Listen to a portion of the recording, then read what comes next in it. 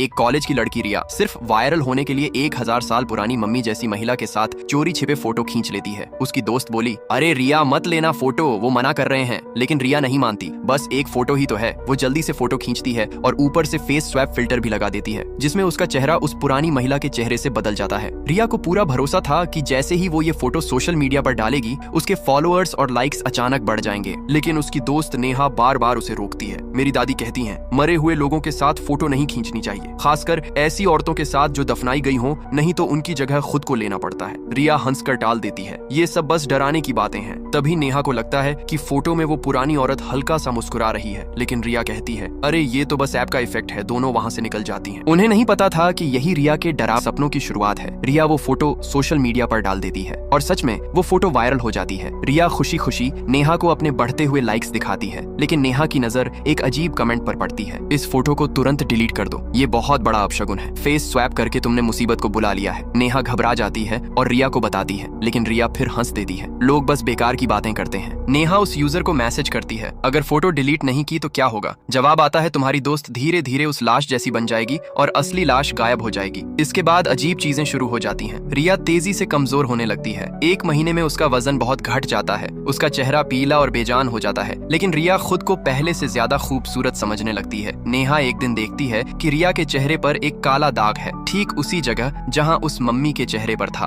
अब नेहा डर जाती है। वो फिर उस यूजर से संपर्क करती है और जवाब मिलता है, ये तो बस शुरुआत है, 5 दिनों में सब खत्म हो जाएगा। नेहा बार बार रिया को फोटो डिलीट करने के लिए कहती है, लेकिन अब रिया को नाम और फेम का नशा चढ़ चुका था। वो कॉलेज की चीयर लीडर टीम में भी सिलेक्ट हो जाती है और अब उसे लगता है कि नेहा उससे जल रही है। रिया लड़कों से महंगे गिफ्ट लेने लगती है, यहाँ तक कि वो उनसे महंगे ब्रांडेड बैग तक मांगती है। नेहा उसे समझाती है, जो चीजें अपनी नहीं होती उनका कीमत बहुत भारी होती है, लेकिन रिया कुछ नहीं सुनती। एक दिन अचानक रिया के बाल झड़ने लगते हैं। उसके बाल सूखे और पीले होकर बिल्कुल मरे हुए बाल जैसे दिखते हैं। रात में वो अजीब हरकतें करने लगती है। उसे बहुत ज्यादा भूख लगती है और वो बार बार कुछ खाने की बात करती है। नेहा फिर उस यूजर से बात करती है और उसे पता चलता है रिया अब पूरी तरह उस औरत के कब्जे में है। सिर्फ एक ही रास्ता था, किसी तांत्रिक या गुरु की मदद लेना। गुरु कहता है, अगर आज ही वो फोटो डिलीट नहीं हुई तो कल बहुत देर हो जाएगी। नेहा रिया का फोन लेकर फोटो डिलीट करने की कोशिश करती है, लेकिन रिया गुस्से में आ जाती है। तुम मेरी प्राइवेसी में झांक रही हो। नेहा उसे दिखाती है, देखो तुम उस म्यूजियम वाली औरत जैसी बनती जा रही हो। लेकिन अब बहुत देर हो चुकी थी। रिया की हालत बिगड़ती जाती है, उसकी आंखें बदलने लगती हैं, उसका व्यवहार डरावना हो जाता है और आखिर में डॉक्टर रिया पूरी तरह उस 1000 साल पुरानी औरत में बदल जाती है। इस फोटो के लिए लाइक, सब्सक्राइब